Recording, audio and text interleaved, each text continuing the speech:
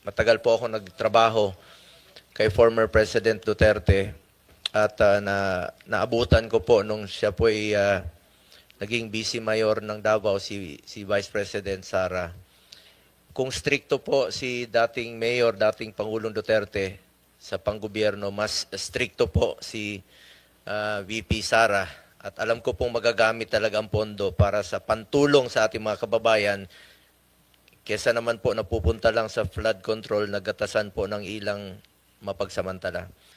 That is why for next year, I urge the Senate to support the budget of the OVP in full. Napakaliit po ng increase.